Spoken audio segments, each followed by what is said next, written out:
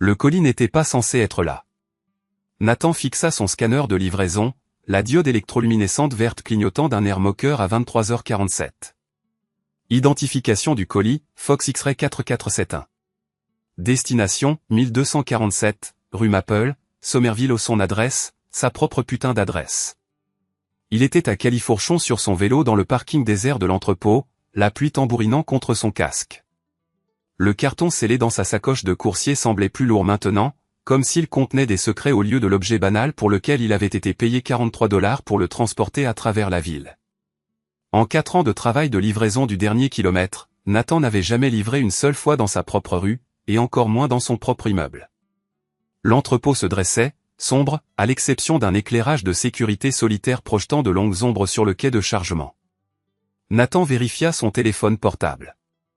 Aucun appel manqué d'Elena. Elle dormait quand il était parti pour cette course tardive, recroquevillée sous leur couverture élimée, le dos tourné vers son côté du lit. La même position qu'elle maintenait depuis des mois maintenant. Il sortit le colis de son sac, une étiquette d'expédition groupée standard de Phoenix Freight. La même entreprise où Elena travaillait en tant que coordinatrice logistique. Le nom de l'expéditeur était indiqué comme B. Laval. Nathan ne reconnaissait pas, mais quelque chose dans l'écriture lui semblait familier ou trop soigné, trop délibéré. Son téléphone vibra. Un message d'Elena. Je travaille tard. Ne m'attends pas. Nathan jeta un coup d'œil à l'horodatage. Elle l'avait envoyé 27 minutes plus tôt, à 23h20, un mercredi. Il rangea le téléphone dans sa poche et poussa son vélo vers l'entrée de l'entrepôt. L'annuaire du bâtiment répertoriait 17 entreprises différentes, mais une seule était éclairée. Phoenix Freight, suite 4 Bravo. L'entreprise d'Elena, la même entreprise qui se restructurait depuis 6 mois. La même restructuration qu'il avait en quelque sorte envoyé travailler les week-ends et faire des inventaires tard le soir. Nathan colla son oreille à la porte de l'entrepôt. Des voix étouffées résonnaient de quelque part à l'intérieur. Un rire d'homme, puis un rire de femme. La femme ressemblait à Elena. Il recula, son souffle formant de petits nuages dans l'air d'octobre. Le colis dans ses mains ressemblait soudainement à une preuve, bien qu'une preuve de quoi, il ne pouvait pas le dire. Nathan avait bâti sa vie sur la routine, sur le simple échange consistant à ramasser des colis et à les déposer.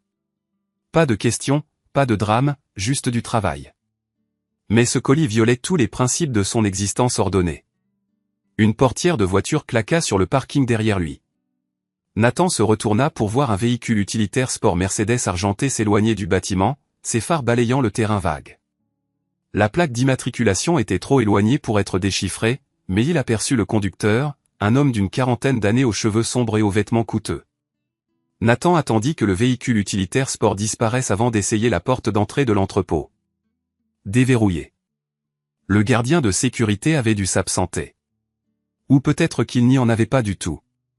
À l'intérieur, le bâtiment sentait le carton et la solution de nettoyage industriel. Ses pas résonnèrent dans le couloir vide alors qu'il se dirigeait vers la suite 4 Bravo. La porte du bureau était légèrement entr'ouverte, et Nathan pouvait voir le bord d'une lampe de bureau projetant une lumière jaune sur des papiers éparpillés. Il poussa la porte plus largement. Le bureau était vide, mais quelqu'un s'y était trouvé récemment. 2 tasses à café étaient posées sur le bureau, l'une portant des traces de rouge à lèvres correspondant à la teinte préférée d'Elena, Wine with Everything de Revlon. Son sac à main était posé à côté des tasses, le même sac en cuir noir qu'elle portait depuis 3 ans. Nathan posa le colis sur le bureau et sortit son téléphone. La localisation d'Elena la montrait endormie chez elle, mais son sac à main était ici, dans un bureau qui aurait dû être verrouillé et vide à minuit. Il prit des photos de tout. Les tasses à café, le sac à main, les papiers éparpillés qui ressemblaient à des manifestes d'expédition. Un document attira son attention, un formulaire de douane daté d'hier, répertoriant des sacs à main de luxe d'une valeur de 12 000 $. Le formulaire montrait la signature d'Elena en tant qu'agent réceptionnaire, mais l'adresse de livraison était indiquée comme 1247, rue Maple, leur appartement. Les mains de Nathan tremblaient alors qu'il prenait des photos du formulaire de douane. Elena gagnait 38 000 $ par an pour coordonner les expéditions pour Phoenix. Ils vivaient au jour le jour, se partageant les factures d'épicerie et se disputant sur les paiements des services publics. Il était hors de question qu'elle puisse se permettre 12 000 $ de sacs à main de luxe, et il était absolument impensable que de tels articles soient livrés à leur appartement. Il entendit des pas dans le couloir. Nathan fourra son téléphone dans sa veste et attrapa le colis sur le bureau. Les pas se rapprochaient, accompagnés de voix, le rire d'Elena à nouveau, et une voix d'homme qu'il ne reconnaissait pas. « Prends juste ton sac à main et on peut finir ça chez toi, » dit l'homme. « Brent, quelqu'un pourrait nous voir ici, » répondit Elena. La voisine du dessus souffre d'insomnie. « Votre mari est coursier à vélo ? » En effet. Et de toute façon, il doit être profondément endormi à cette heure-ci. Nathan se glissa derrière une armoire à dossier alors que la porte s'ouvrait davantage. À travers l'interstice entre les meubles, il vit Elena entrer avec un grand homme en costume coûteux, le même homme qui était dans le véhicule utilitaire sport Mercedes, Brent Laval, le nom de l'expéditeur du colis. Elena ramassa son sac à main et les gobelets de café pendant que Brent prenait des papiers sur le bureau. Leurs mouvements étaient ceux de personnes qui avaient déjà fait ça, une chorégraphie révélatrice d'une familiarité qui dépassait le cadre professionnel. L'expédition devrait passer la douane demain, dit Brent en glissant des documents dans une mallette en cuir. Ensuite, on pourra déplacer les articles vers l'entrepôt et les mettre en vente en ligne. Au cours actuel du marché, on peut s'attendre à 30% de bénéfices après déduction des frais. Et la confirmation de livraison, demanda Elena. C'est Nathan qui s'occupe habituellement des livraisons résidentielles dans ce secteur. Déjà réglé. J'ai utilisé l'un de nos coursiers habituels pour la fausse livraison. Le suivi indiquera une livraison à votre adresse, mais les articles réels iront à l'entrepôt. L'estomac de Nathan se serra. Ils utilisaient son adresse comme couverture pour des opérations de contrebande, et ils avaient manipulé le système de livraison pour que ça ait l'air légitime. Elena ne le trompait pas seulement, elle utilisait leur mariage comme paravent pour des activités criminelles. On devrait y aller, dit Elena en consultant son téléphone. J'ai dit à Nathan que je travaillais tard, mais il se méfie si je suis absente trop longtemps. Quand comptes-tu le quitter ? Brent se rapprocha d'Elena, sa main se posant sur le bas de son dos. Cette mascarade commence à me lasser, dit Elena, bien que sa voix manque de conviction. Il faut que je règle le bail de l'appartement d'abord. Le nom de Nathan figure sur tout et je n'ai pas les moyens de vivre ici seul. Tu ne seras pas seul, dit Brent, se penchant pour embrasser son cou. Une fois qu'on aura liquidé les prochaines expéditions, tu auras assez pour ton propre logement, quelque chose de mieux que ce taudis où tu vis maintenant. Nathan se colla davantage derrière l'armoire à dossier. Sa gorge était serrée et son cœur battait à tout rompre. 4 ans de mariage et Elena prévoyait de le quitter pour un homme qui qualifiait leur appartement de taudis, un homme qui volait sa propre entreprise et utilisait l'adresse de Nathan pour ce faire. Ils sortirent ensemble, éteignant les lumières et fermant la porte à clé. Nathan attendit 10 minutes dans l'obscurité avant de sortir de sa cachette. Le bureau lui semblait différent maintenant, contaminé par ce dont il avait été témoin. Il ramassa le paquet à l'endroit où il l'avait laissé sur le bureau, le même paquet qu'il était censé livrer à sa propre adresse, complétant ainsi la fausse piste. Nathan retourna à son vélo dans le parking, le paquet bien calé dans son sac de coursier. Au lieu de rentrer chez lui, il se rendit dans un restaurant ouvert toute la nuit sur Mass Ave et commanda un café. Il avait besoin de temps pour réfléchir, de temps pour assimiler ce qu'il avait appris. Elena et Brent faisaient passer en contrebande des produits de luxe par l'intermédiaire de Phoenix Freight, en utilisant l'adresse de Nathan comme point de livraison pour donner une apparence légitime aux transactions. Ils avaient une liaison, et Elena prévoyait de le quitter une fois qu'elle aurait suffisamment d'argent grâce à leur opération illégale. Pire encore, ils utilisaient Nathan lui-même comme coursier involontaire dans leur combine. Nathan sortit son téléphone et parcourut l'historique de ses livraisons des 6 derniers mois. Le colis identifié Fox Sierra 4471, livraison à domicile, n'était pas le premier à son adresse. Il y en avait eu des douzaines, tous provenant d'expéditeurs différents, mais tous traités par l'intermédiaire de Phoenix Freight. Il se livrait des colis à lui-même depuis des mois sans s'en rendre compte, créant une fausse piste qui donnait à l'opération de contrebande d'Elena et de Brent l'apparence d'une activité légitime. La serveuse remplit sa tasse de café. Nathan fixa la rue déserte à travers la fenêtre du restaurant, observant quelques navetteurs nocturnes passer à la hâte. Sa vie avait été construite sur des routines simples. Se réveiller, café, vérifier les itinéraires de livraison, travailler, rentrer à la maison, dîner avec Elena, télévision, dormir, recommencer. La routine lui avait semblé sûre, prévisible, maintenant, elle ressemblait à une prison, conçue par des gens qui ne voyaient en lui qu'un outil utile. Nathan ouvrit l'application de notes de son téléphone et commença à taper. Si Elena et Brent le croyaient trop stupide pour remarquer ce qu'il faisait, il utiliserait cette supposition contre eux. Il allait tout documenter, rassembler des preuves, puis il les détruirait tous les deux. Non pas avec violence ou confrontation dramatique, mais avec la même approche méthodique qu'il appliquait à ses itinéraires de livraison. Il tapa, jour 1, découvert que ma femme Elena me trompe avec Brent Laval de Phoenix Freight. Ils utilisent notre adresse pour une opération de contrebande, se servant de moi comme coursier involontaire. Elena prévoit de me quitter une fois qu'elle aura assez d'argent. Il faut que j'enquête sur l'ampleur de leurs opérations et que je recueille des preuves. Nathan finit son café et rentra chez lui à moto, à travers les rues désertes. La voiture d'Elena était garée à leur place de parking attribuée et les fenêtres de l'appartement étaient sombres. Il entra silencieusement, déposant son sac de coursier près de la porte et se dirigeant vers leur chambre. Elena était étendue exactement là où il l'avait laissée, recroquevillée sous la couette, le dos tourné de son côté, mais ses vêtements de la veille étaient éparpillés sur le sol, la même tenue qu'il l'avait vue porter à l'entrepôt. Ses cheveux sentaient une eau de Cologne inconnue et son téléphone reposait face cachée sur la table de chevet, encore chaud d'une utilisation récente. Silencieusement, Nathan se déshabilla et se glissa dans le lit. Elena resta immobile, sans accuser réception de sa présence. Soit elle était plongée dans un profond sommeil, soit elle le simulait. Compte tenu des révélations de la soirée, Nathan soupçonnait la seconde option. Il resta éveillé jusqu'à l'aube, le regard fixé sur le plafond, planifiant méticuleusement ses actions ultérieures. Elena et Brent ignoraient complètement qu'il avait découvert leurs activités illicites. Ils le considéraient comme un simple coursier, trop préoccupé par ses itinéraires de livraison pour discerner les activités clandestines qui se déroulaient dans sa propre vie. Cette erreur de jugement se révélerait finalement être leur perte. Nathan disposait de 30 jours avant l'arrivée du prochain envoi important. Il avait noté la date sur les formulaires douaniers. 30 jours pour mener une enquête approfondie, accumuler des preuves irréfutables et se positionner stratégiquement pour démanteler Elena et Brent, tout en protégeant sa propre situation juridique. Il ne les affronterait pas directement, ni ne leur accorderait la satisfaction d'être témoin de sa colère ou de sa douleur. Au lieu de cela, il démantèlerait systématiquement leur vie, à l'image de la manière calculée dont il l'avait exploitée. Le réveil sonna à 6h30 du matin. Elena bougea à côté de lui, s'étirant nonchalamment et vérifiant son téléphone avant d'accuser réception de sa présence. « Bonjour » dit-elle d'une voix dépourvue d'émotion. « Comment s'est passée la course tardive d'hier soir ?»« Bien » répondit Nathan, reprenant son ton détaché. « Juste une livraison standard dans le quartier des entrepôts. »« Bien » répondit Elena, déjà absorbée par ses messages. « J'ai l'inventaire aujourd'hui, donc je serai encore en retard. »« Encore une restructuration ?» demanda Nathan. « Quelque chose comme ça. » Elena se leva du lit et se dirigea vers la douche.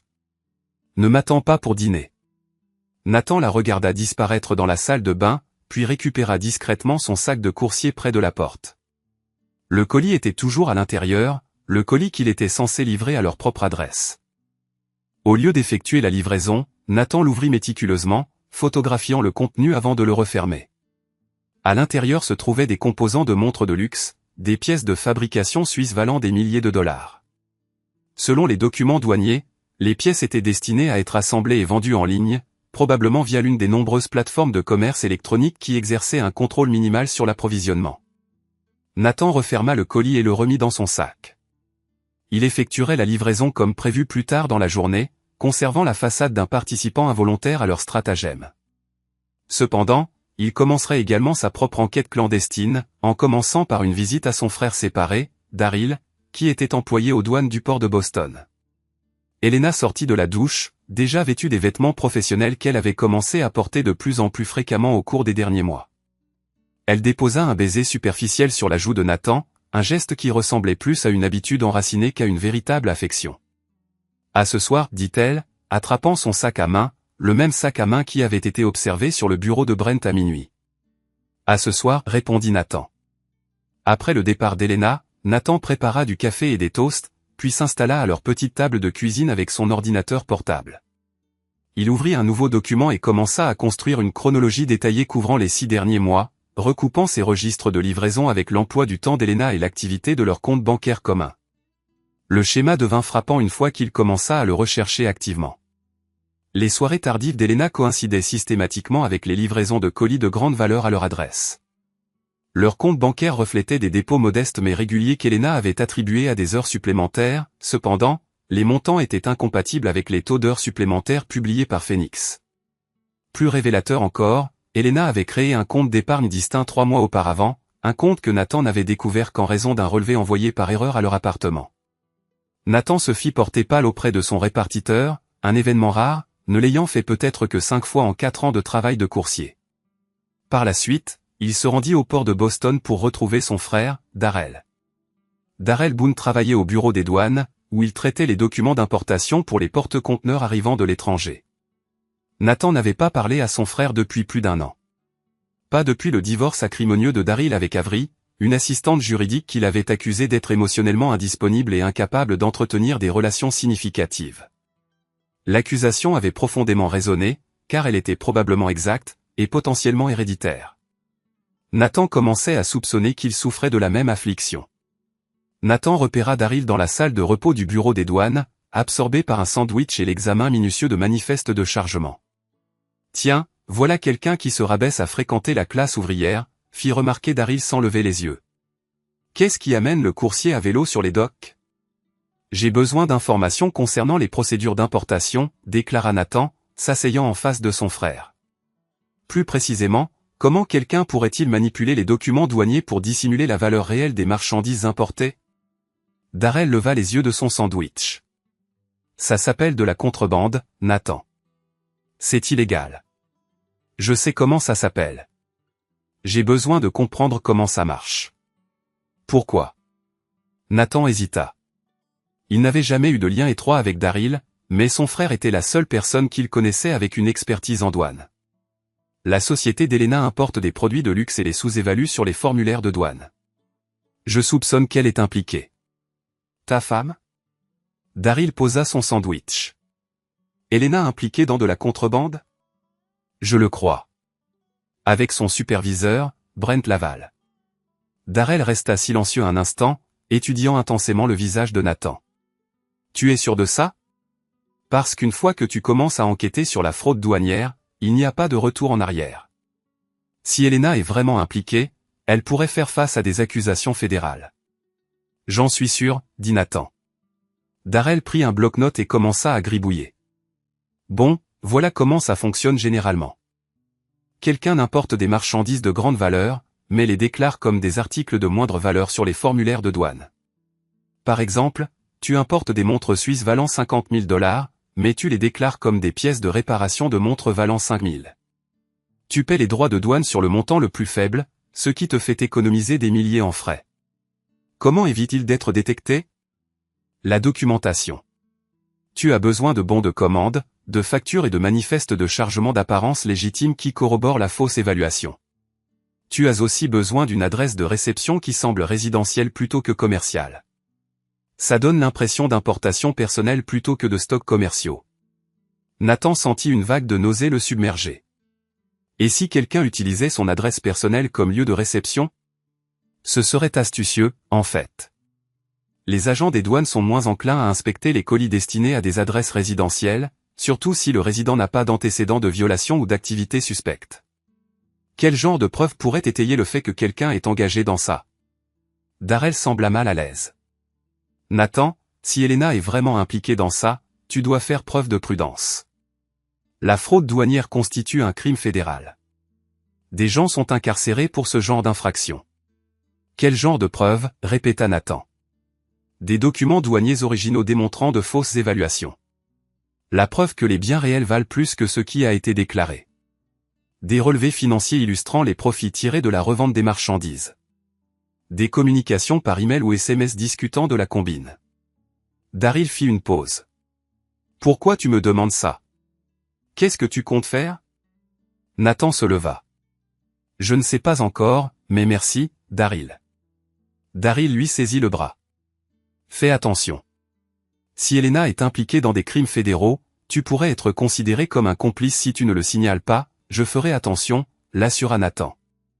Il retourna en voiture vers la ville, s'arrêtant dans un magasin d'électronique pour acheter un petit appareil photo numérique et un enregistreur vocal.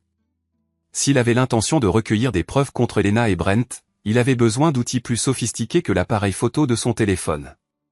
Ce soir-là, Nathan termina la livraison des composants de montre à sa propre adresse, en suivant la procédure standard consistant à laisser le colis à la réception de leur immeuble. 1 heure plus tard, Elena envoya un SMS indiquant qu'elle récupérerait un colis qui avait été livré par erreur en rentrant du travail. Nathan observa depuis la fenêtre de leur appartement Elena récupérer le colis à la réception, puis le transporter à sa voiture au lieu de le monter. Elle partit immédiatement et ne revint qu'après 9 heures du soir. « Comment s'est passée ta journée ?» demanda Nathan à son arrivée. « Longue journée », répondit Elena en évitant son regard. « L'inventaire a pris une éternité. Tu as récupéré ce colis en bas. »« Colis ?» Elena parut sincèrement confuse pendant un instant. « Ah, oui, c'est vrai. Oui. C'était juste un truc pour le travail. Je l'ai déposé au bureau. » Nathan hocha la tête, cataloguant un autre mensonge. Elena devenait négligente, probablement parce qu'elle supposait qu'il ne se doutait de rien. Cette hypothèse allait se révéler coûteuse. Au cours de la semaine suivante, Nathan établit une routine. Pendant ses quarts de travail habituels de coursier, il photographia chaque installation de Phoenix Frecht qu'il rencontrait, documentant méticuleusement les emplacements et les mesures de sécurité. Il installa la caméra numérique dans leur appartement, la dissimulant derrière des livres sur une étagère. Cet emplacement offrait une vue dégagée de la porte d'entrée et des endroits où Elena avait l'habitude de déposer les colis. Il commença également à suivre Elena après le travail, maintenant une distance suffisante pour éviter d'être repéré tout en restant assez proche pour documenter ses activités. La plupart des soirs, elle se rendait directement à l'entrepôt de Phoenix où Nathan l'avait initialement découverte avec Brent. Parfois, elle rencontrait Brent dans des restaurants ou des hôtels. Invariablement, elle envoyait un texto à Nathan pour l'informer qu'elle travaillait tard ou qu'elle prenait un verre avec des amis. Nathan documenta tout dans un fichier croissant sur son ordinateur portable. Photographie, horodatage, coordonnées GPS, transcription des inventions d'Elena concernant ses allées et venues. Il construisait un dossier pièce par pièce, comme assembler un itinéraire de livraison complexe. Le jeudi de la 2e semaine, les efforts de surveillance de Nathan portèrent leurs fruits. En suivant Elena jusqu'à un entrepôt de stockage à la périphérie de Somerville, il l'observa, ainsi que Brent, chargés des douzaines de cartons dans des unités de stockage individuelles. Les cartons portaient des étiquettes d'expédition de Phoenix Frecht, mais au lieu d'être livrés à des clients légitimes, ils étaient stockés en vue de leur revente. Nathan photographia l'adresse de l'entrepôt et les numéros des unités, puis consacra le vendredi matin à la recherche des politiques de location de l'établissement. Utilisant une fausse identité, il téléphona et s'assura que les unités de stockage étaient louées au nom de B&H Enterprises, vraisemblablement une fusion des initiales de Brent et Elena. Ce même soir, Nathan occupait sa place habituelle à la table de la cuisine à côté d'Elena, participant même à des plats chinois à emporter et engageant des discussions sur des sujets banals tels que les factures de services publics et les futurs itinéraires du week-end. Elena exprima le désir de rendre visite à son amie Zoé pendant le week-end, un prétexte transparent pour passer du temps avec Brent. Zoé traverse une période difficile, remarqua Elena, détournant ostensiblement le regard de Nathan. Je devrais peut-être rester samedi soir pour l'aider à s'en sortir. C'est remarquablement prévenant de ta part, répondit Nathan. Je vais probablement consacrer mon temps à rattraper certains travaux de coursier, peut-être à organiser mes itinéraires de livraison pour la semaine suivante.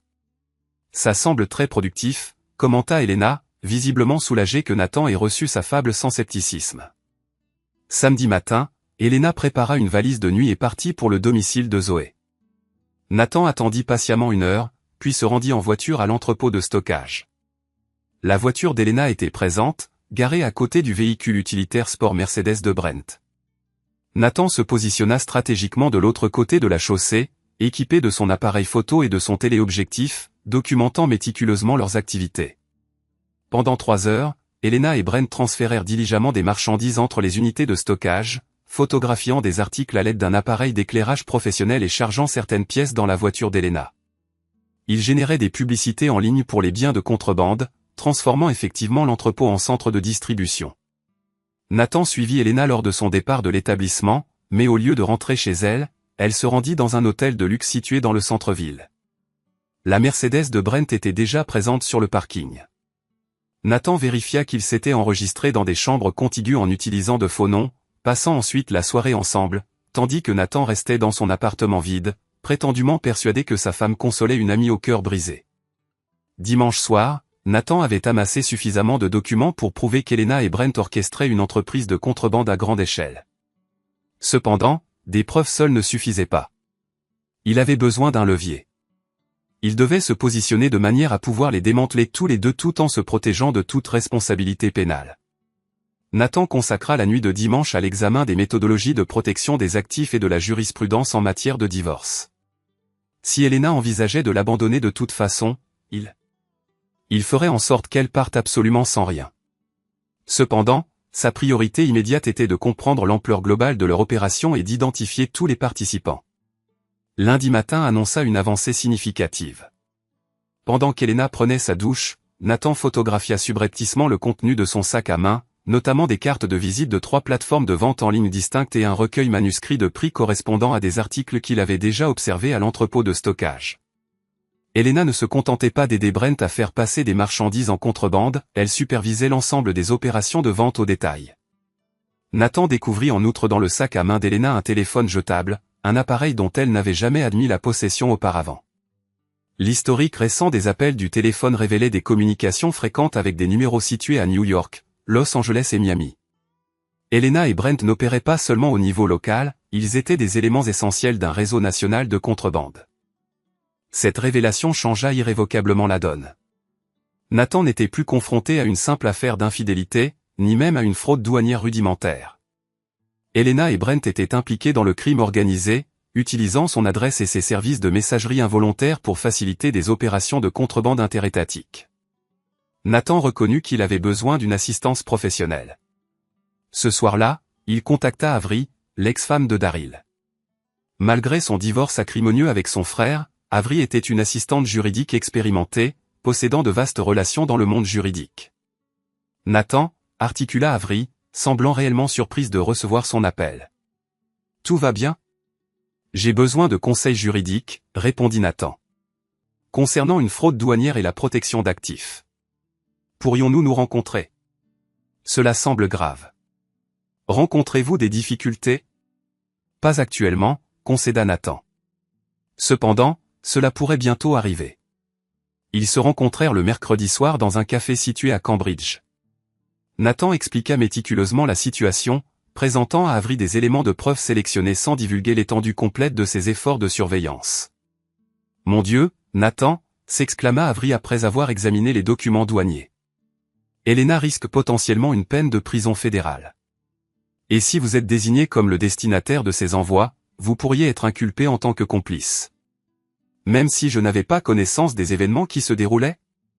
L'ignorance ne constitue pas invariablement une défense valable, en particulier si les procureurs estiment que vous auriez dû avoir connaissance. Le simple fait que des colis soient livrés à votre adresse engendre une présomption de connaissance. » Nathan sentit son estomac se nouer. « Quelle ligne de conduite dois-je adopter ? » « Vous avez plusieurs options, » répondit Avery, en sortant un bloc-notes juridique. Option 1. Signaler Elena et Brent aux autorités fédérales sans délai. Coopérez pleinement à l'enquête et espérez qu'ils croiront à votre affirmation d'être un participant involontaire. Et quelle est l'option 2 ? L'option 2 est comparativement plus complexe. Vous documentez méticuleusement tout. Vous rassemblez des preuves irréfutables de leur transgression, puis vous utilisez ces preuves pour vous protéger tout en veillant à ce qu'ils subissent les plus lourdes conséquences. Comment cela fonctionnerait-il en pratique ? Avery observa le café, puis se pencha plus près. Vous fabriquez une trace écrite démontrant que vous avez découvert l'opération de contrebande et mis en œuvre des mesures pour vous en dissocier. Vous documentez méticuleusement vos efforts pour mettre fin à votre implication, et vous vous assurez qu'Elena et Brent sont appréhendés en flagrant délit avec des preuves qui démontrent sans équivoque votre absence de participation volontaire. Cela semble précaire. C'est en effet semé d'embûches. Cependant, l'option 1 pourrait ne pas vous protéger adéquatement si Elena choisit d'affirmer que vous étiez un participant conscient. Si elle est prête à commettre l'infidélité et à utiliser votre adresse pour des crimes fédéraux, quelle raison y a-t-il de croire qu'elle s'abstiendrait de vous sacrifier pour se protéger ? Nathan réfléchit à cette proposition. Elena avait déjà prouvé sa propension à le tromper, à le manipuler et à l'exploiter. Si elle était appréhendée, elle pourrait en effet affirmer qu'il était un complice volontaire afin d'atténuer sa propre peine. Si je devais choisir l'option 2, que me faudrait-il accomplir ? Documenter méticuleusement tout. Produire des preuves attestant que vous avez découvert leur stratagème et que vous l'avez désapprouvé. S'assurer qu'il existe une preuve irréfutable indiquant vos efforts pour mettre fin à votre implication. Ensuite, s'assurer qu'ils sont appréhendés d'une manière qui démontre sans équivoque votre innocence. Quelle est la durée estimée de cette entreprise? Cela dépend du niveau de diligence que vous souhaitez exercer. Si vous êtes résolu à suivre cette voie, vous devez l'exécuter à la perfection. Une seule erreur pourrait vous valoir une incarcération fédérale aux côtés d'Elena. Nathan remercia Avery et reprit la route de chez lui, pesant le pour et le contre. Elena élaborait déjà des plans pour l'abandonner une fois qu'elle aurait accumulé suffisamment de capital grâce à l'opération de contrebande. Elle exploitait son domicile, son adresse et ses services de courrier pour commettre des délits fédéraux. Si elle était appréhendée, elle pourrait tenter de l'impliquer afin de réduire sa propre peine. Nathan avait toujours été décrit comme un individu méticuleux et méthodique. Maintenant, ses mêmes traits allaient soit assurer son salut, soit précipiter sa chute. Le jeudi matin, Nathan prit sa décision. Il mettrait en œuvre l'option 2, mais il l'exécuterait impeccablement. Il amasserait des preuves irréfutables des transgressions d'Elena et de Brent, tout en construisant simultanément un dossier irréprochable prouvant son innocence. Ensuite, il les démantèlerait tous les deux. Nathan commença par ouvrir un coffre-fort dans une institution financière où ni lui ni Elena n'avaient de compte. Il y déposa des copies de toutes ses preuves, accompagnées d'une chronologie complète décrivant ses découvertes et d'une déclaration sous serment notarié expliquant son enquête. Par la suite, il entreprit de créer des démarches documentées pour se dissocier de l'entreprise de contrebande. Il diffusa des tuyaux anonymes au siège social de Phoenix Freight, signalant une conduite suspecte dans leurs locaux de Somerville. Il déposa des plaintes auprès du bureau d'éthique commerciale concernant des anomalies dans les protocoles de livraison des colis. Il se constitua un dossier prouvant que le citoyen concerné, Nathan Rowe, s'efforçait de signaler des activités illicites. Par la suite, Nathan entama la deuxième phase de son plan, augmentant sa surveillance d'Elena et de Brent afin de déterminer l'identité de tous les participants à leur opération. Utilisant une voiture de location à la place de son véhicule personnel, Nathan suivit Elena et Brent à des réunions avec d'autres conspirateurs. Il documenta un réseau qui englobait Kellen Drake, un comptable inquiet employé par Phoenix qui traitait les documents douaniers frauduleux, et Zoe Cresswell, la confidente d'Elena, qui fournissait des alibis pour les absences d'Elena. Nathan discerna que Zoé n'était pas simplement une connaissance innocente fournissant des alibis, elle était un participant actif à l'opération de contrebande, gérant les ventes en ligne via ses propres comptes de commerce électronique. Les prétendues soirées entre filles d'Elena avec Zoé étaient, en réalité, des réunions d'affaires où elle planifiait l'inventaire, la distribution et les prix. La révélation que l'amie la plus proche d'Elena le trahissait simultanément affecta Nathan plus profondément que la découverte de l'infidélité de Brent. Zoé avait fréquenté leur appartement à de nombreuses reprises, partageant des repas et engageant des conversations avec Nathan tout en aidant clandestinement Elena à commettre des crimes qui pourraient potentiellement mettre sa vie en danger.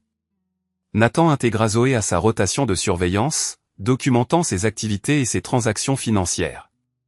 À la fin de la 3e semaine, il avait identifié un réseau de contrebande de 6 personnes opérant à partir de Phoenix Freight, avec des ramifications s'étendant dans 3 autres sociétés de transport maritime et des marchés en ligne à travers 5 États.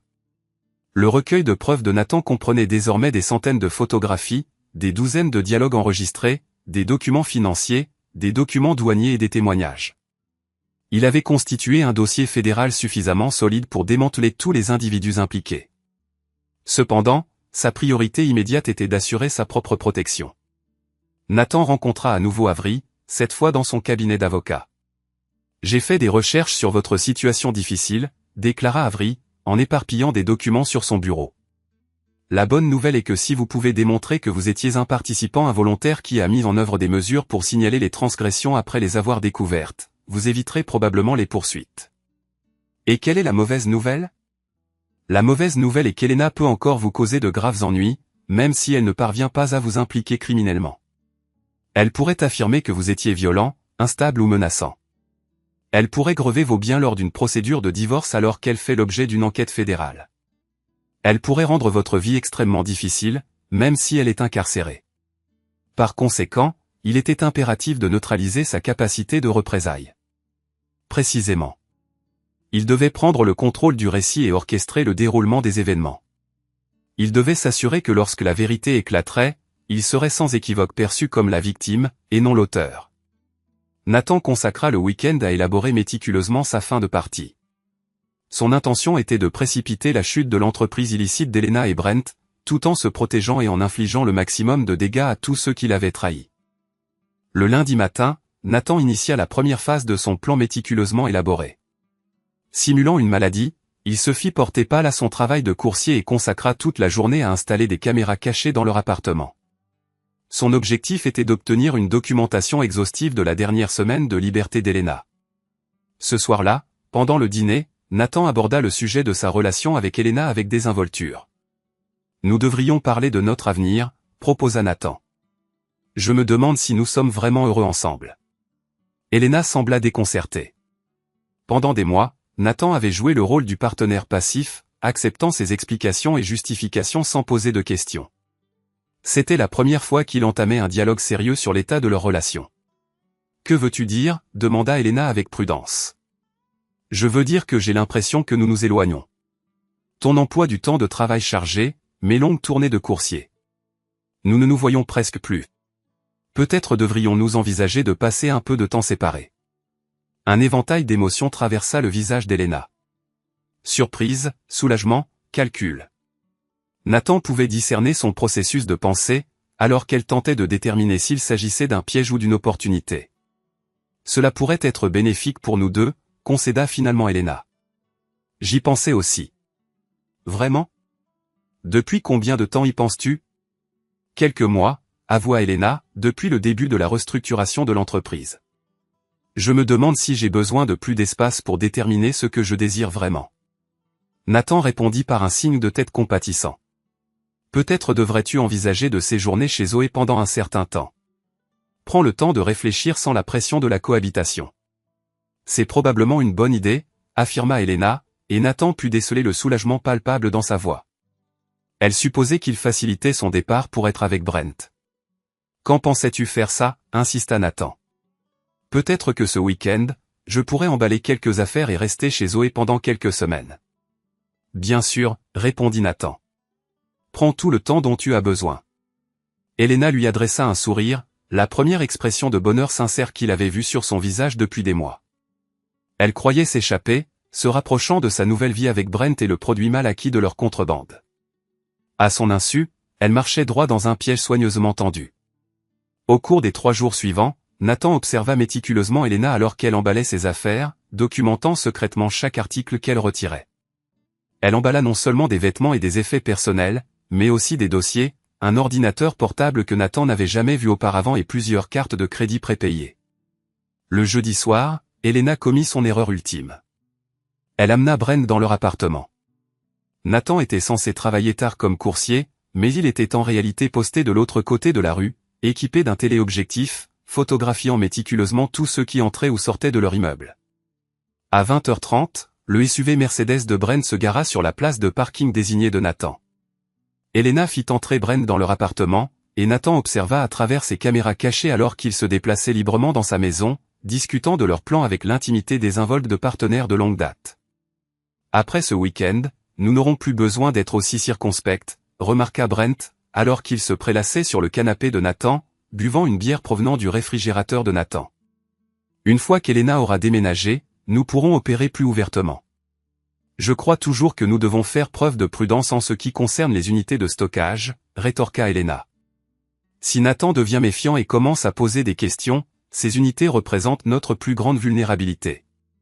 Nathan ne va pas devenir méfiant. Le type remarque à peine ce qui se passe dans sa propre vie. Il se fait livrer des colis à lui-même depuis des mois sans s'en rendre compte. Elena gloussa. C'est vrai. Parfois, je me demande ce que je lui ai trouvé. Il est si passif, si content de ses petites tournées de coursier et de sa petite vie. Eh bien, tu n'auras plus à te demander ça très longtemps, dit Brent, attirant Elena plus près de lui sur le canapé de Nathan. D'ici Noël, tu habiteras dans un vrai endroit avec un vrai homme. Et l'appartement, demanda Elena. Le nom de Nathan est sur le bail. Qu'il se débrouille avec ça. Une fois qu'il aura compris que tu ne reviendras pas, il retournera probablement vivre chez sa mère ou quelque chose comme ça. Ces types passifs ne se battent jamais pour rien. Nathan observa depuis sa voiture alors qu'Elena et Brent passaient la soirée dans son appartement, formulant des plans pour leur avenir tout en démantelant nonchalamment le sien. Ils commandèrent des plats à emporter en utilisant son compte Netflix, utilisèrent sa douche et dormirent dans son lit. Lorsqu'ils se réveillèrent le vendredi matin, ils préparèrent du café avec sa cafetière et discutèrent de leur plan d'inventaire à sa table de cuisine. Nathan consigna chaque détail, ajoutant horodatage après horodatage à son dossier de preuves grandissant. La cruauté désinvolte d'Elena et Brent était presque plus choquante que leur activité criminelle. Ils ne se contentaient pas de frauder les autorités douanières et d'avoir des relations extra-conjugales avec leurs partenaires respectifs. Ils traitaient Nathan comme s'il était invisible, sans valeur, trop peu intelligent pour mériter considération. Le vendredi soir, Elena termina ses bagages et annonça qu'elle déménageait dans l'appartement de Zoé pour quelques semaines. « Je pense que ce sera bénéfique pour nous deux », déclara Elena, déposant un baiser superficiel sur la joue de Nathan, reflétant la même affection qu'elle avait manifestée pendant des mois. « J'en suis sûr », répondit Nathan. Elena chargea sa voiture de valises, de cartons et de dossiers. Nathan l'aida à porter les sacs, jouant le rôle du mari compréhensif alors même qu'elle se préparait à l'abandonner pour une vie financée par des crimes fédéraux. « Je t'appellerai dans quelques jours », dit Elena en reculant sa voiture de sa place de parking. « Nous pourrons discuter des prochaines étapes à ce moment-là. »« D'accord », répondit Nathan. « Prends soin de toi. » Nathan regarda Elena s'éloigner en voiture, puis retourna à leur appartement. Pour la première fois depuis des mois, il était véritablement seul. Plus d'Elena, plus de mensonges, plus de mascarades élaborées de normalité conjugale. Juste Nathan et la preuve de la trahison de sa femme, documentée dans les moindres détails par des douzaines de caméras cachées. Nathan s'installa à sa table de cuisine avec son ordinateur portable et commença à rédiger son rapport final. Au cours du mois précédent, il avait documenté une opération fédérale de contrebande impliquant 6 individus, 3 entreprises de transport maritime et des millions de dollars de fraude douanière. Il avait enregistré des conversations, photographié des preuves et construit une chronologie irréfutable d'activités criminelles. Plus important encore, Nathan avait prouvé sa propre innocence. Ces dossiers de preuves démontraient sans équivoque qu'il avait été un participant involontaire au stratagème, qu'il avait découvert les crimes grâce à sa propre enquête et qu'il avait tenté de signaler l'activité criminelle par les voies appropriées. Nathan enregistra son rapport et chiffra les fichiers. Le lendemain, il entamerait la phase finale de son plan, s'assurant qu'Elena, Brent et leurs complices subissent toutes les conséquences de leurs actes, tandis qu'il apparaîtrait comme la victime manifeste de leur tromperie. Nathan avait passé 30 jours à être méthodique, patient et invisible. Maintenant, il était temps d'être dévastateur. Le samedi matin, Nathan se rendit en voiture au bureau local du Federal Bureau of Investigation à Boston.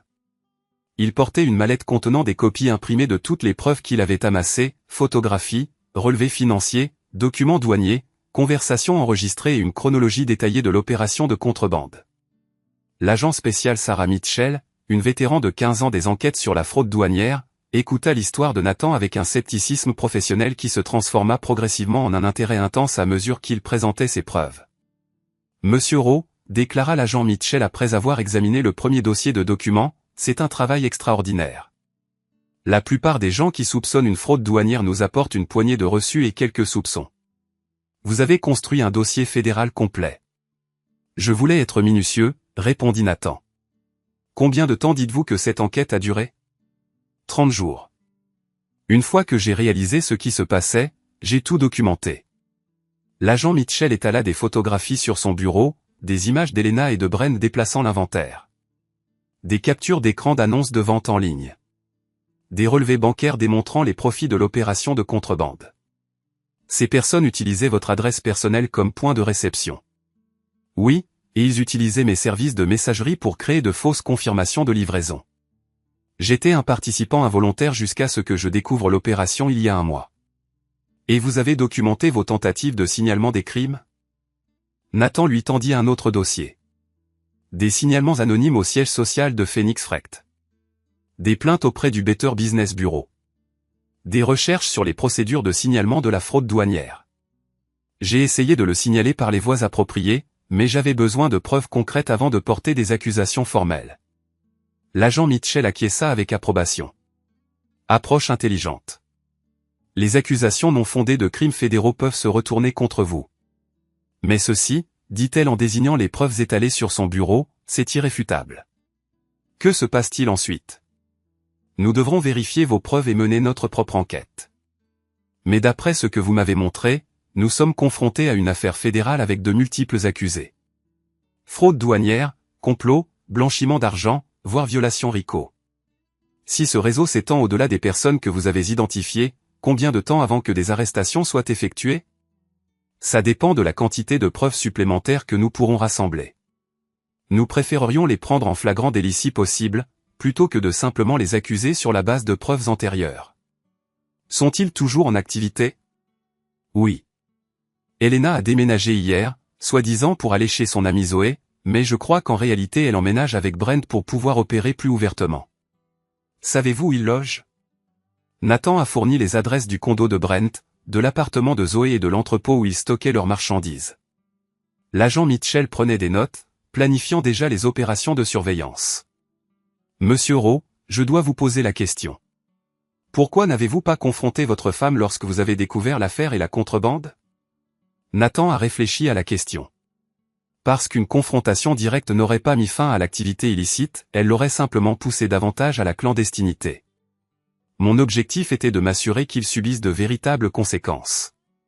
Quant à l'aspect personnel, et plus précisément à votre mariage, mon mariage s'est terminé à l'instant où Elena a choisi d'utiliser notre domicile pour des infractions fédérales. Tout ce qui a suivi n'était que de la documentation. L'agent Mitchell a refermé les dossiers de preuves. Nous vous contacterons dans les 48 heures. En attendant, continuez votre routine habituelle. Abstenez-vous de toute action qui pourrait alerter les suspects de cette enquête. Nathan rentra chez lui en voiture, se sentant plus léger qu'il ne l'avait été depuis des mois. Les preuves étaient désormais entre les mains des autorités fédérales et le destin d'Elena était scellé. Cependant, les efforts de Nathan n'étaient pas encore terminés, il avait encore des comptes personnels à régler. Le dimanche soir, Nathan a téléphoné à Elena. « Salut, dit Elena, avec un léger ton de surprise. « Comment vas-tu » ? « Je vais bien, répondit-il, je m'habitue encore au calme de l'appartement. »« Comment est l'endroit de Zoé » demanda-t-elle. « C'est bien, vraiment bien, en fait. Zoé a été super pour me laisser de l'espace pour réfléchir. » Nathan savait qu'Elena n'était pas chez Zoé. Il était passé plus tôt et n'avait vu aucune trace de sa voiture. Elle était probablement au condo de Brent, inventant son emplacement par habitude. « J'ai réfléchi à nous, dit Nathan, à notre avenir. »« Ah bon ? Quoi à ce sujet ?» répondit-elle. « Je pense que nous devrions officialiser cette séparation. Peut-être entamer une procédure de divorce. » Il y eut une pause. « Ça me paraît rapide. »« Nathan, nous ne sommes séparés que depuis 2 jours, dit-elle. »« Je sais, mais je pense qu'il vaut mieux être honnête sur la direction que cela prend. Nous nous sommes éloignés l'un de l'autre depuis des mois. Cette séparation ne fait que la formaliser. »« Si c'est ce que tu veux, dit Elena, et Nathan put déceler un soulagement dans sa voix une fois de plus. Elle voulait le divorce, mais voulait que Nathan le demande, ce qui lui permettait de maintenir l'illusion qu'elle était la victime. « Je déposerai les documents cette semaine, dit Nathan. Nous devrions probablement discuter de la façon de diviser nos biens. Nous n'avons pas beaucoup de biens à partager, dit Elena rapidement. Le bail de l'appartement est à ton nom et nous ne possédons rien de valeur. » Elena essayait déjà de dissimuler les profits de ses activités de contrebande. Elle souhaitait un divorce rapide et simple qui n'exigerait pas une divulgation financière détaillée. Quand même, nous devrions le faire correctement, dit Nathan. Peut-être pourrions-nous nous rencontrer le week-end prochain pour tout passer en revue, pour nous assurer que nous sommes tous les deux justes. Bien sûr, dit Elena. On peut se retrouver à l'appartement samedi après-midi. Je vais emmener Zoé pour un soutien moral, si ça ne te dérange pas. Bien sûr. Zoé a toujours été une bonne amie pour nous deux. Nathan a mis fin à l'appel et a pris note dans son calendrier.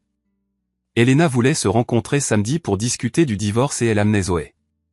Nathan veillerait à ce que la rencontre soit mémorable. Lundi matin, un appel de l'agent Mitchell est arrivé.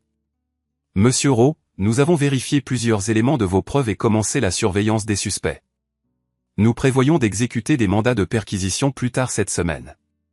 Comment puis-je vous aider ? Demanda Nathan. En fait, nous aimerions que vous mainteniez un contact normal avec votre femme. Si elle soupçonne une enquête fédérale, elle pourrait détruire des preuves ou s'enfuir. Pouvez-vous continuer à agir comme si vous ignoriez ses activités criminelles ? Absolument. Nous allons également avoir besoin que vous témoigniez devant un grand jury, probablement le mois prochain. Êtes-vous prêt à cela ? Nathan a envisagé de s'asseoir dans une salle d'audience fédérale, détaillant comment sa femme avait utilisé leur mariage comme couverture pour des opérations de contrebande internationale.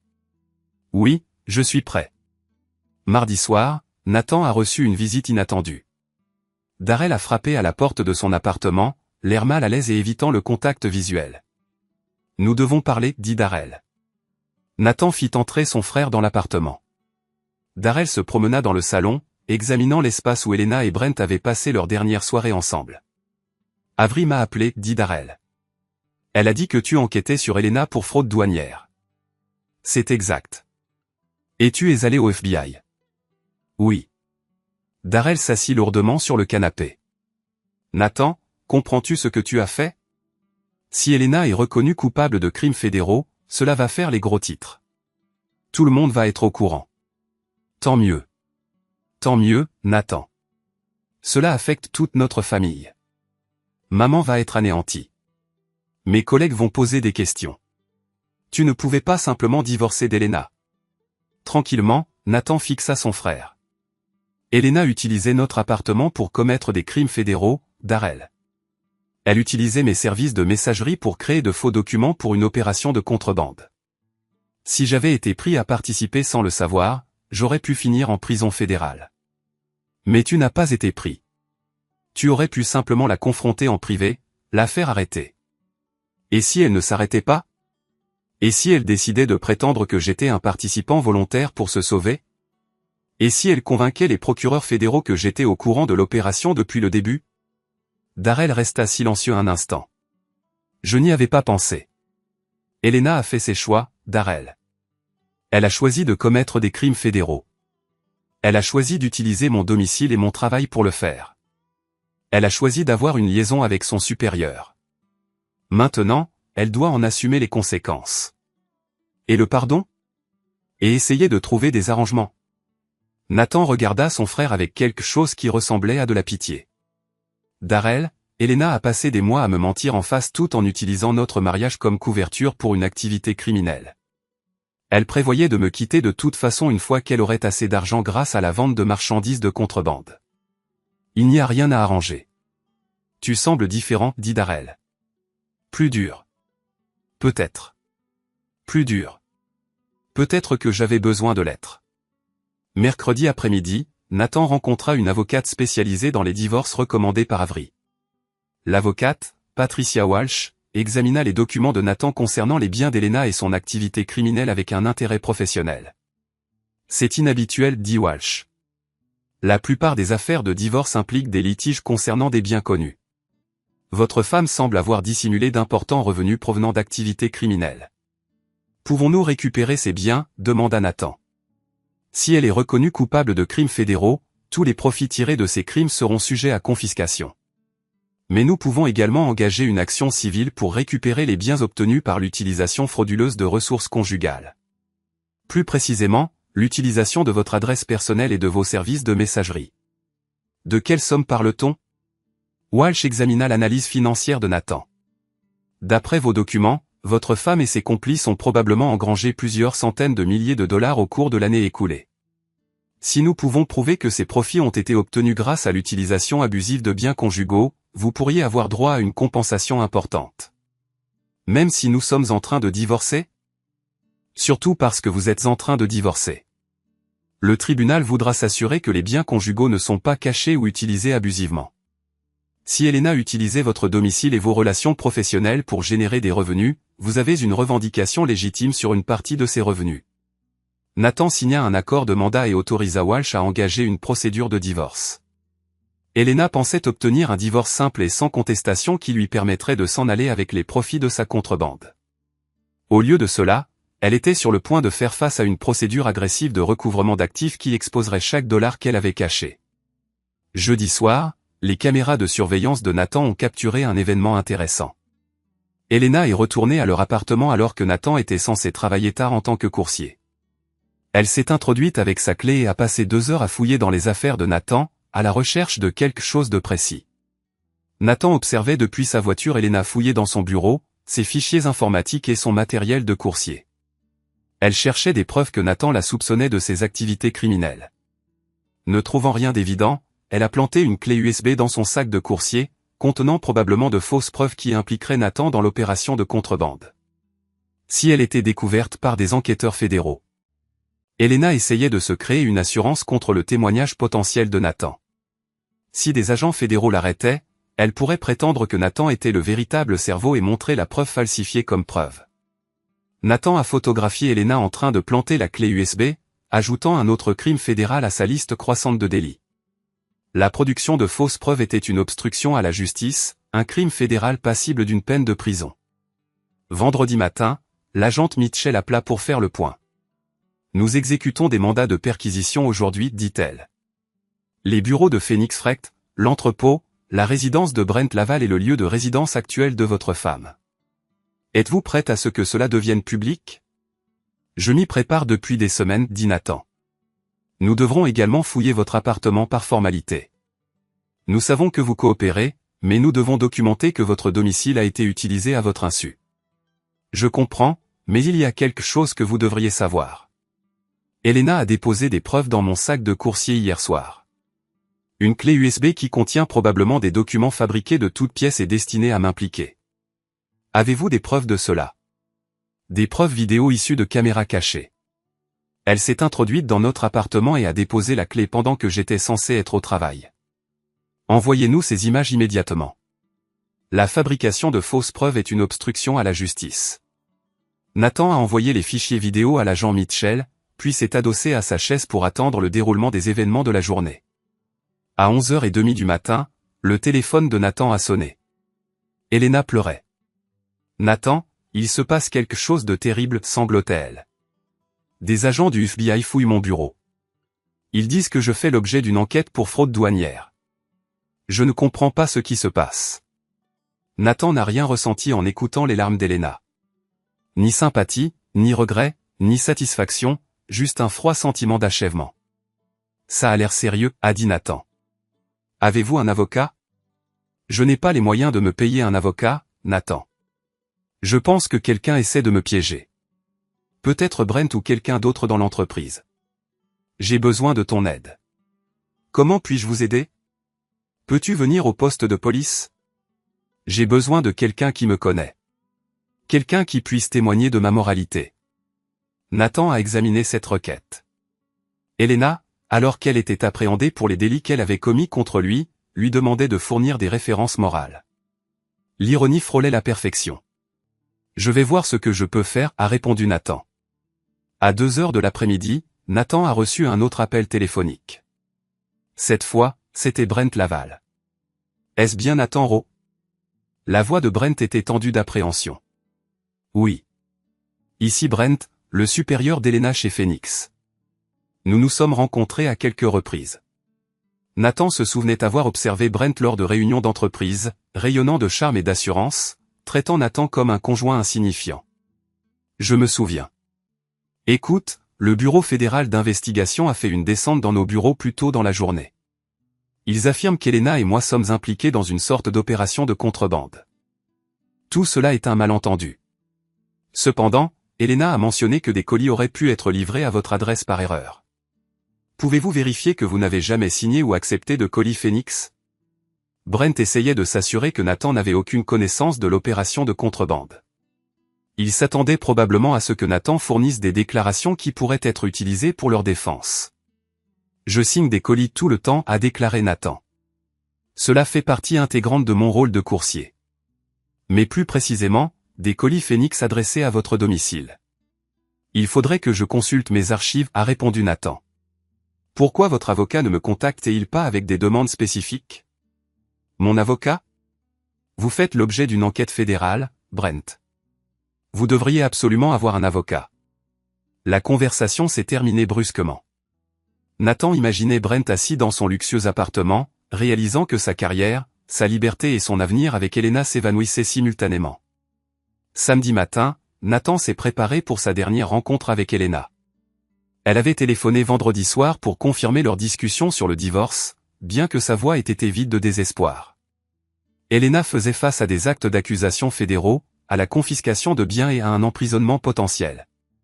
La dernière chose qu'elle souhaitait discuter était le partage des biens matrimoniaux.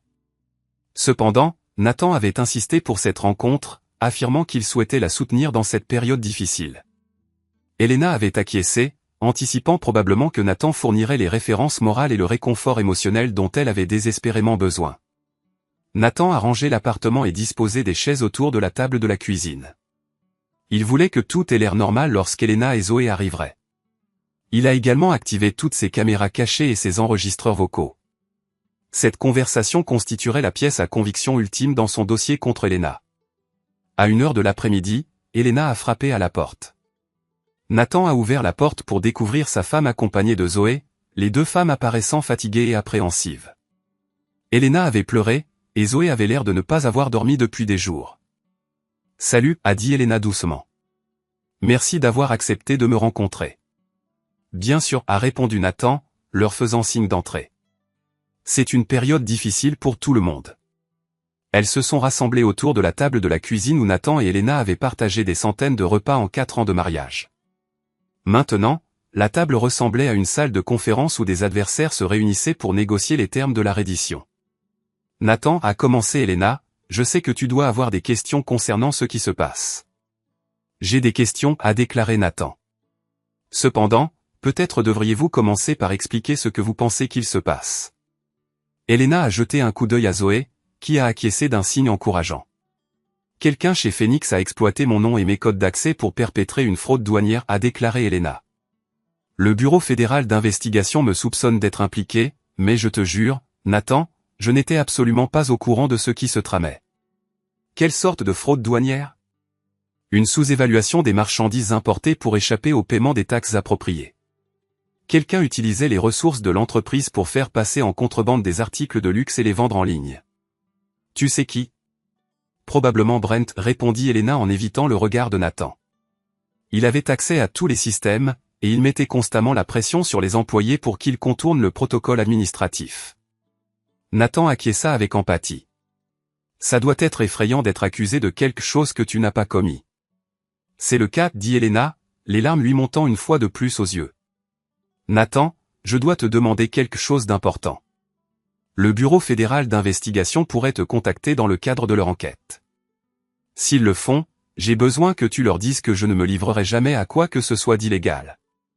Bien sûr. Et s'ils s'enquièrent de colis livrés ici, tu devrais leur dire que tu n'as jamais sciemment accepté de colis Phoenix à notre adresse. Nathan simula la réflexion.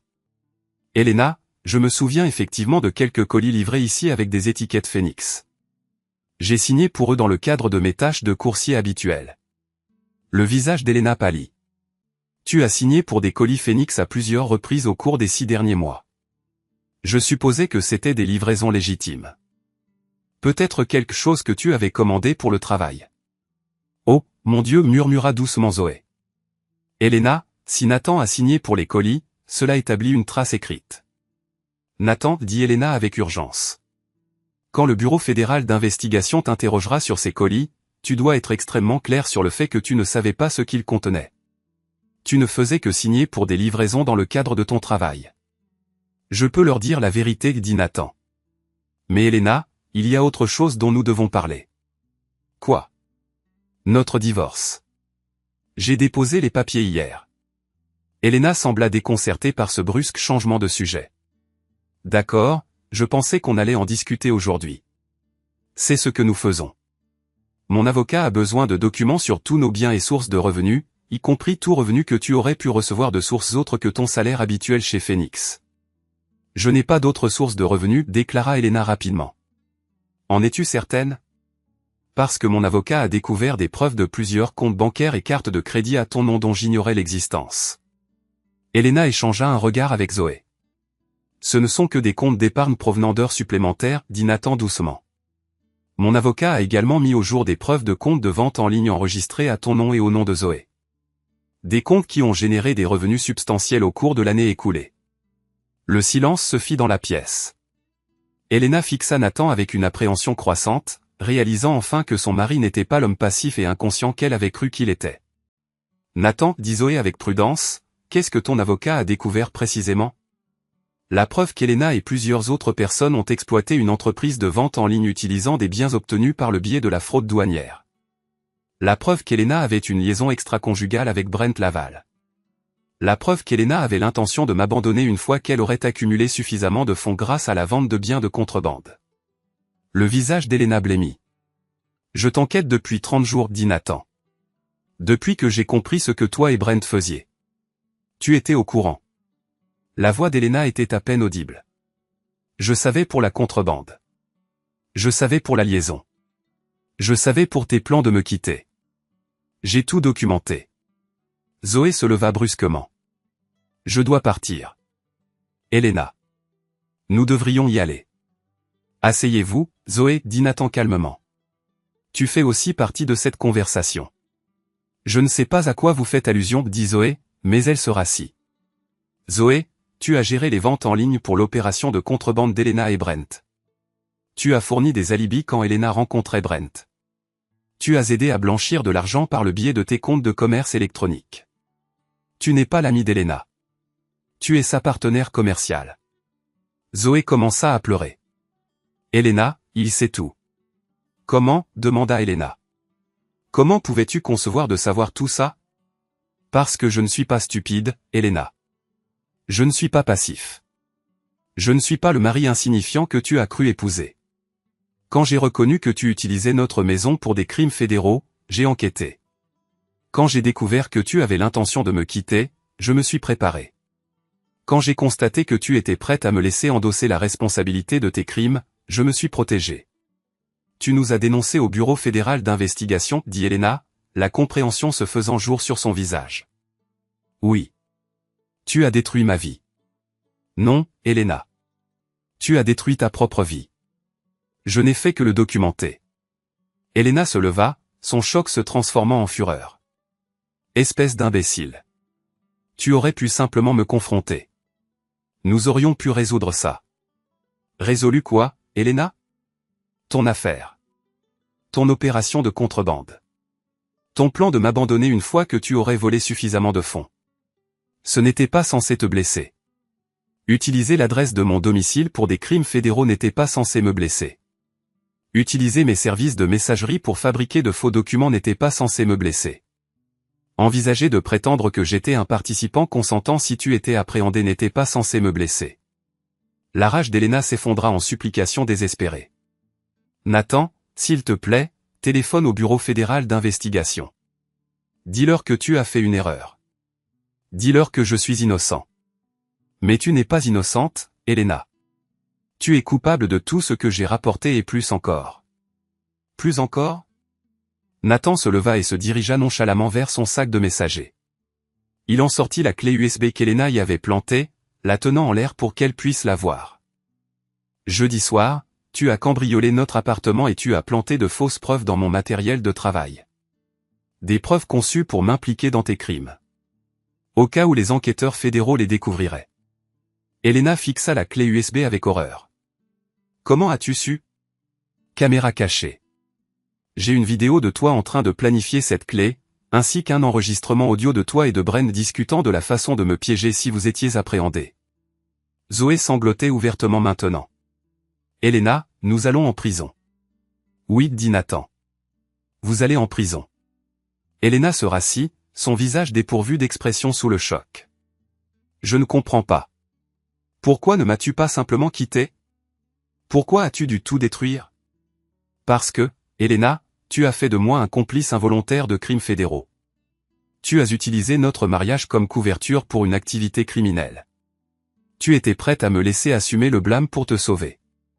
M'abandonner ne m'aurait pas protégé des poursuites, alors tu m'as détruit à la place. Je me suis protégé. Ta destruction n'était qu'un effet secondaire. Elena fixa Nathan pendant un long moment, le percevant clairement peut-être pour la première fois dans leur mariage. Tu n'es pas l'homme que j'ai épousé, Nathan. Non, concéda Nathan. L'homme que j'ai épousé était faible et confiant. L'homme que j'ai épousé croyait que les individus étaient fondamentalement décents. L'homme que j'ai épousé pensait que le mariage était un partenariat basé sur l'honnêteté et la loyauté. Et maintenant? Maintenant, j'en sais plus. Zoé se leva soudainement une fois de plus. Je ne peux pas supporter ça, Elena. Je dois penser à ma propre situation. Qu'est-ce que tu veux dire? Demanda Elena. J'ai besoin d'un avocat, affirma-t-il. De plus, je dois envisager un accord de plaidoyer. Je ne peux pas m'infliger une incarcération fédérale pour te protéger, toi et Brent. Zoé, s'il te plaît, implora Elena. Nous sommes des connaissances, rétorqua Zoé. Nous étions, en fait, des associés. Et l'entreprise est terminée. Zoé quitta l'appartement, abandonnant Elena de la même manière qu'Elena avait prévu d'abandonner Nathan. Elena regarda son plus proche allié disparaître, puis se tourna vers Nathan avec une expression frôlant le désespoir. « Que désires-tu, Nathan ?»« De l'argent, déclara-t-il.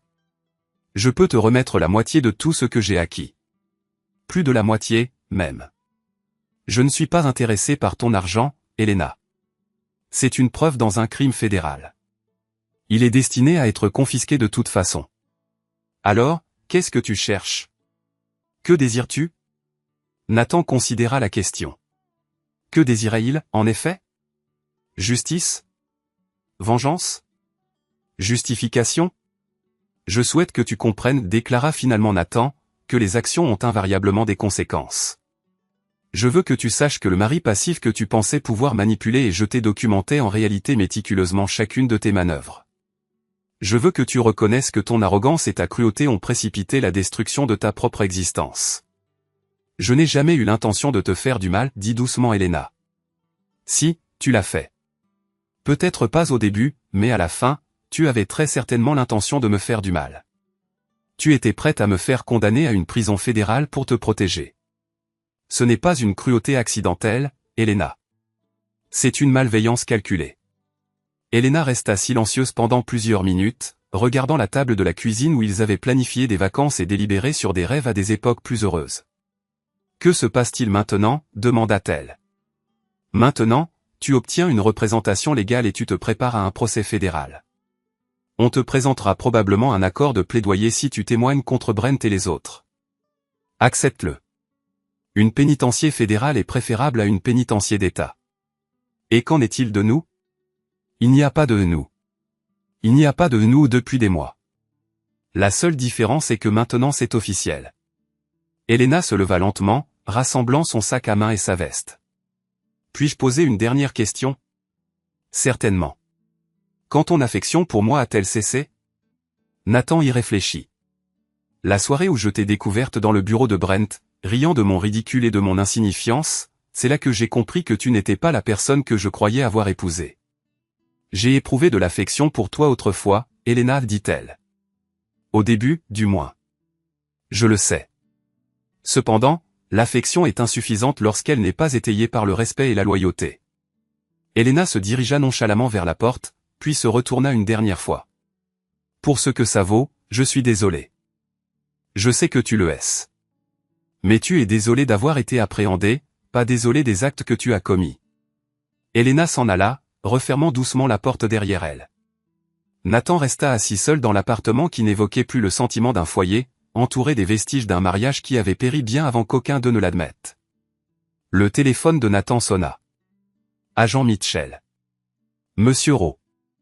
Nous avons procédé à des arrestations dans votre affaire, Elena Rowe, Brent Laval, Zoé Cresswell et 3 autres. Les preuves que vous avez fournies ont été déterminantes pour obtenir des mises en accusation. Quelle est la prochaine étape? Une procédure devant le grand jury, puis un procès. Nous aurons besoin de votre témoignage, mais compte tenu de votre coopération et des preuves qui confirment votre innocence, vous ne serez pas inculpé. Qu'en est-il du recouvrement des avoirs? Les actifs acquis grâce à l'opération de contrebande seront confisqués. Étant donné qu'une partie de ces actifs ont été obtenus par l'utilisation abusive de votre domicile et de vos services de messagerie, vous pourriez avoir droit à une compensation en tant que victime de ces crimes. Nathan exprima sa gratitude à l'agent Mitchell et mit fin à l'appel.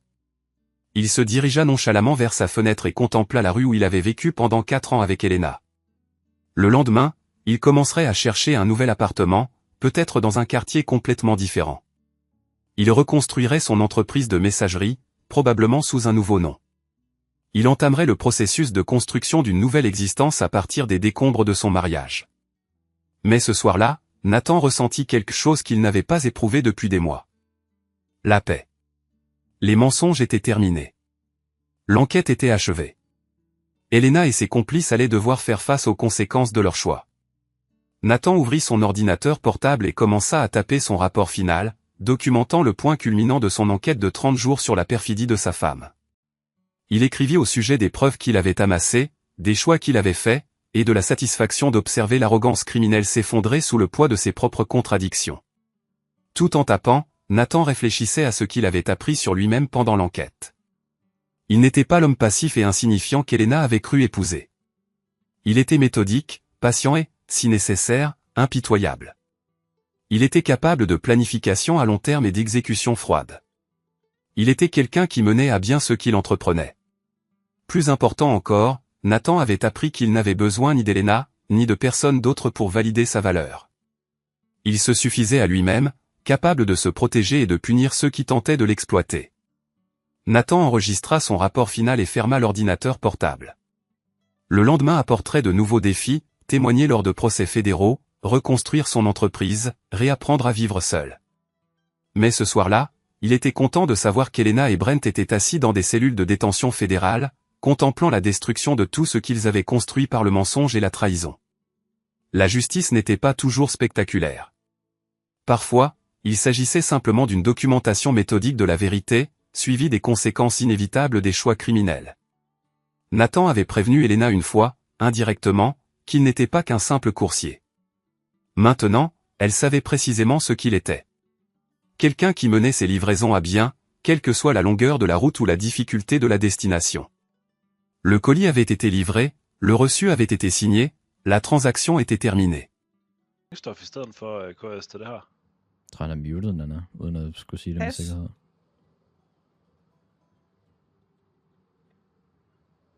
Martin, Hvorfor har du elytron? Ja, hvad så? det er bare fordi, at vi er ved at fjerne rigtig meget sådan sten og jord og alt muligt. Ja, Jeg tænkte på, kunne man ikke bare springe det i luften i stedet for? det kan du da bare gøre. Har du noget Nej. explosives? Fuck. Hvordan laver man det? TNT eller gunpowder og sand. Men low-key bare min det, jeg tror det er bedre. Bare min, det er bedre. Altså, Ja. jeg brugte en hel diamond pickaxe. Og jeg er Ja. ikke engang halvvejs. Ja, men jeg forstår heller ikke, hvorfor du skal bruge så meget plads. Han vil have en stor bondegård.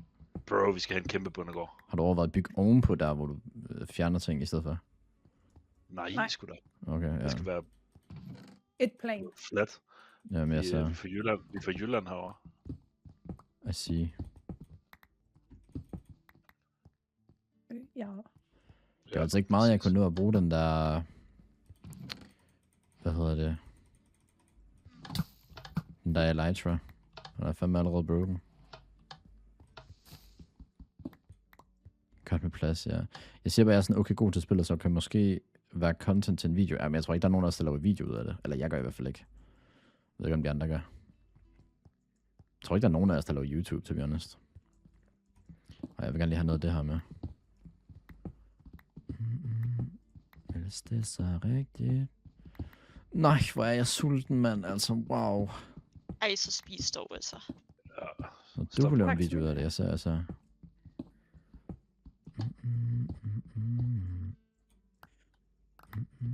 Nana, joiner du ikke? Jeg tror godt, du kan skyde en hvid pil efter mig.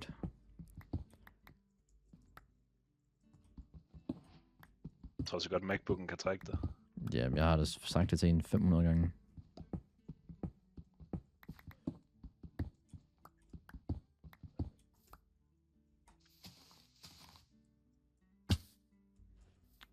Er det syd? Ja. Jeg skal lige passe på, at jeg ikke smadrer min Elytra. Altså de der speedrunners, man, de har fandme allerede været over hele mappet.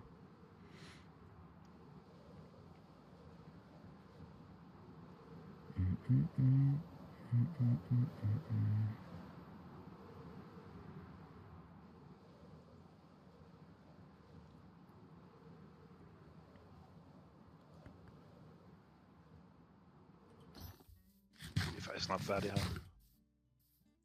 Ja, vi har været ret effektive. Har I nogen håb, eller hvad? Så jeg gerne den der... Okay, den har 1 HP, den der mending ting. Det er jo klokken 16 søndag, Bøtger. Jeg kommer lige til at skrive ud på Discorden også, når det nærmer sig lidt mere. Eller i dag, eller i morgen, eller sådan noget, når jeg lige husker det. Martin, hvordan får man villages? De bor i villages. Skal man finde en village? Ja. Fuck. Med min lille touchpad-mus på min Mac. Ej, nej. Ja. Hvad var det, jeg skulle lave? Det var en crafting table.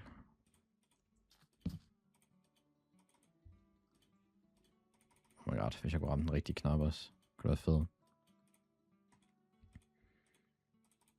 Nej. Fuck. Pickaxe gik i stykker nu.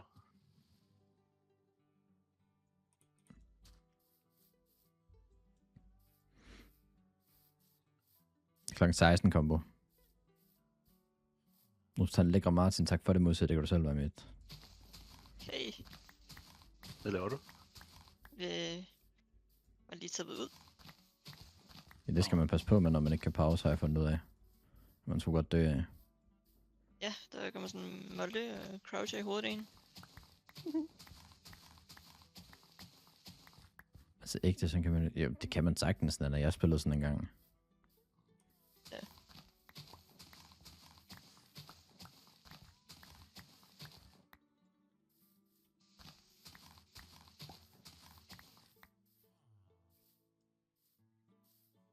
Du spiller jo ikke uden en mus. Du har en mus. Det er bare ikke sådan en... Altså, du ved, sådan en fed en.